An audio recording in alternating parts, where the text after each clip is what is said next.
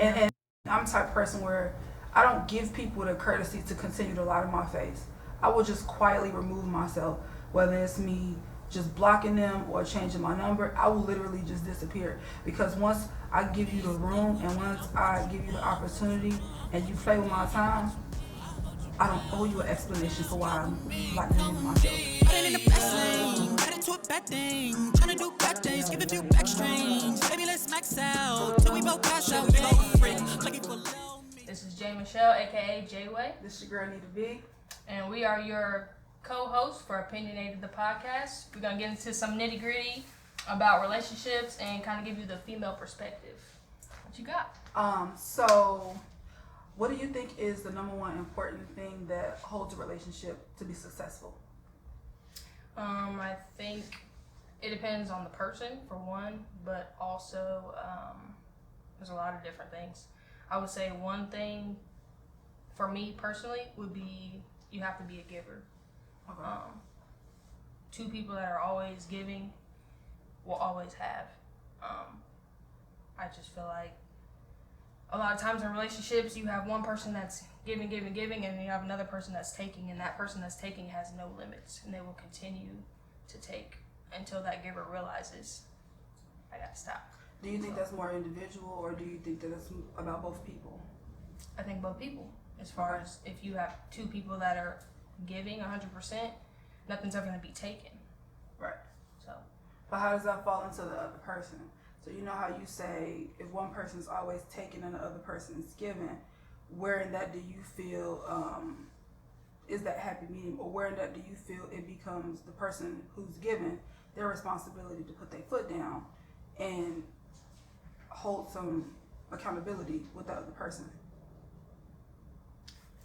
That's a good question. I feel like I don't really know how to answer that question for the other person, because I feel like me, that's what I do. I give. And sometimes I don't know my limit, which has caused me to go through some things that I probably could have avoided if I did, like you say, put my foot down and know when I need to stop giving, or when that other person's going to pick up my slack and, meet me in the middle. Right. So, I mean, same for you. Was the most important thing in a relationship? Other than comprehension, I think individuality. I think a lot of times when you're in relationships, a lot of people have a hard time with identifying with themselves because they are so connected with the other person. They forget that they have their own separate life, or that they have their own friends, or whatever they have going on, they kind of tie it into their relationship.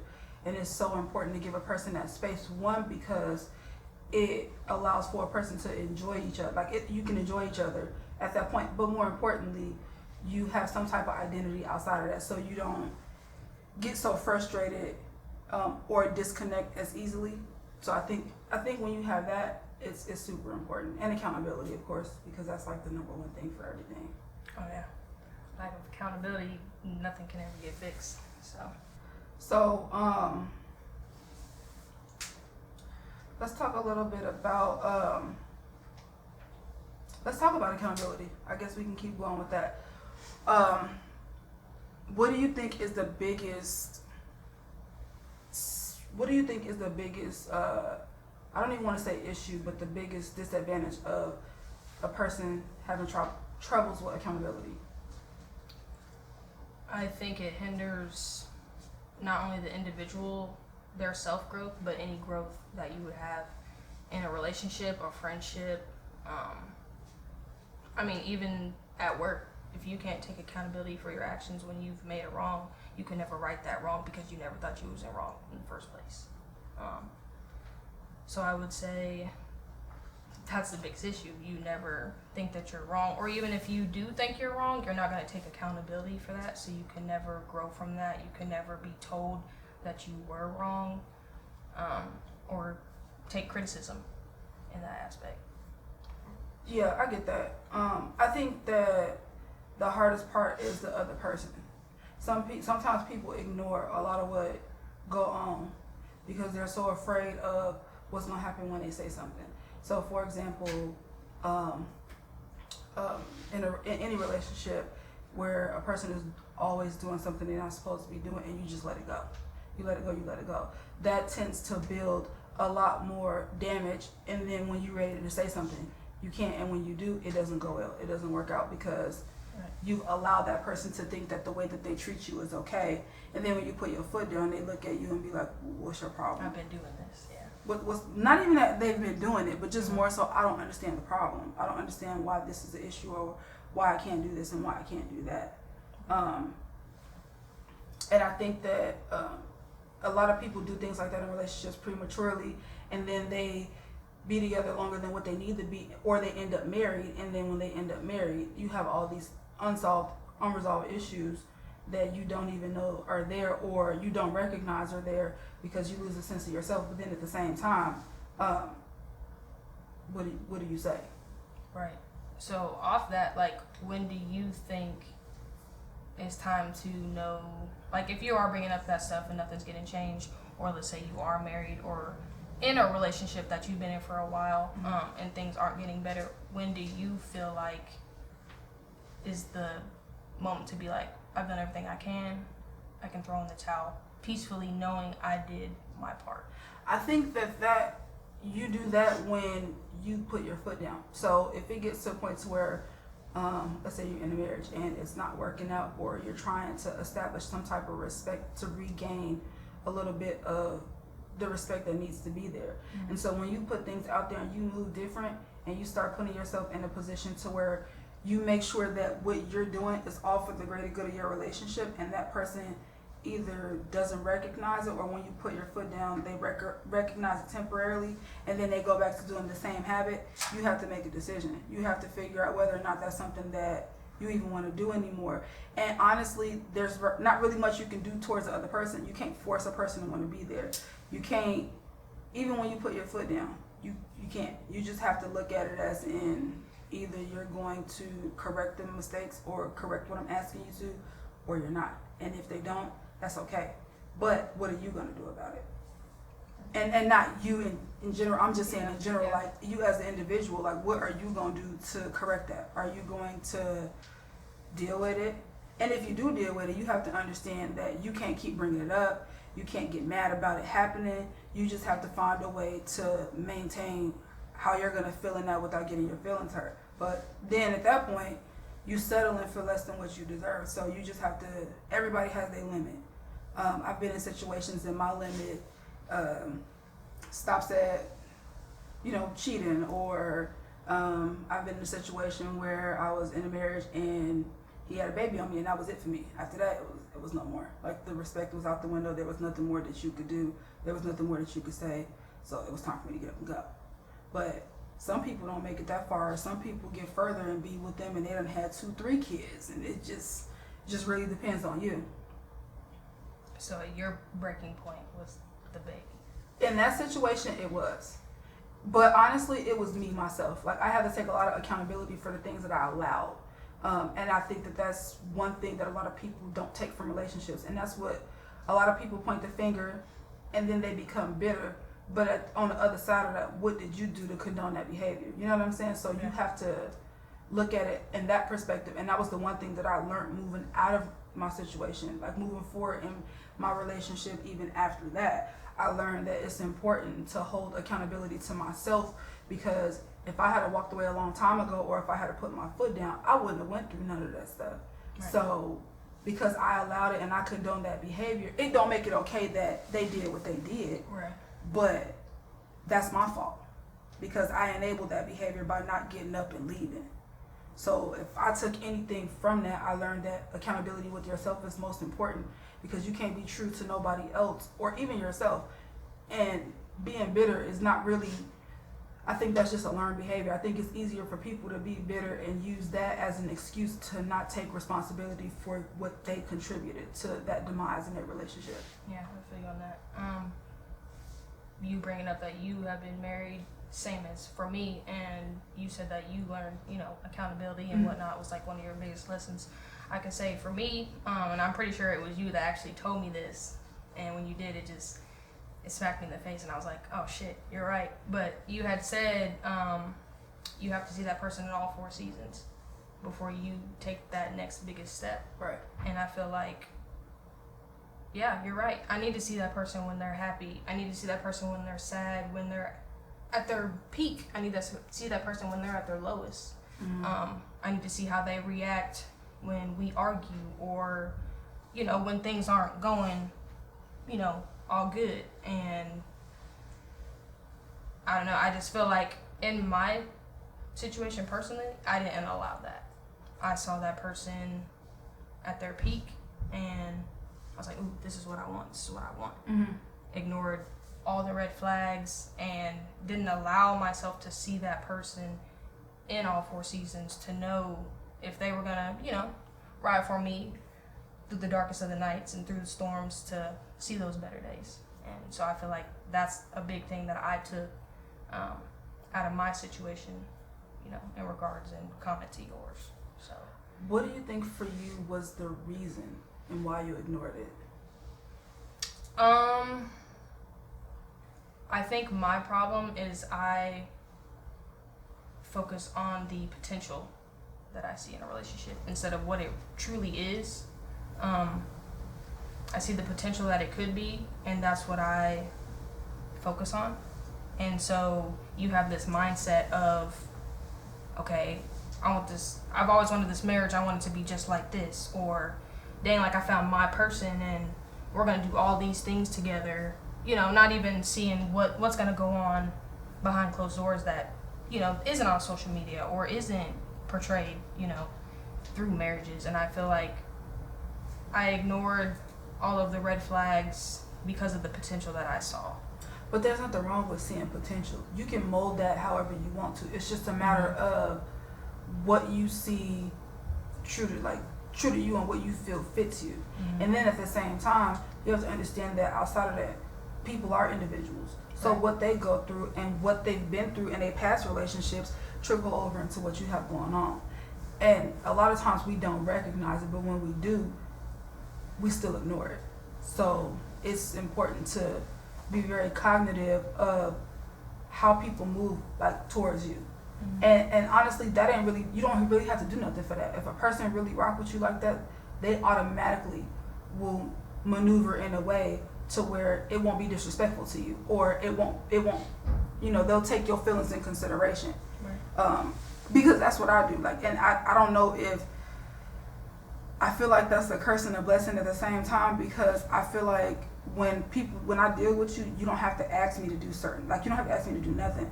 I automatically make sure that what I'm doing is always going to be in your best interest, and it's always going to be out of love or out of, you know, that like that I have for you. So you won't have to question my loyalty, because it's automatically going to be there. I'm going to give you that. Whether you earned it or you deserve it, you know, people deserve decency. So I'm automatically going to put my foot out there that way. Whether I get that back is one thing, and if I don't, then that's cool. I just move around. It's not an issue for me, because I understand that everybody don't recognize it. But if you pay attention enough, you'll know. And that's not something that I'm gonna have to tell you. If it's something I feel like I have to tell you, that's a problem, because then that means that I'm doing your part too, and I can't focus on investing in you and trying to make sure you see me and then make sure that you do the same thing. It don't work that way. So it's just about, like, that's just kind of how I do things. So I guess my question was, in a relationship, because how you said, you know, you're going to put that person up front or you're going to keep them in consideration, do you feel like you should ever in a relationship put that person first before you, or do you feel like you in some aspect you should always be first? What, like you or the other in person? the relationship?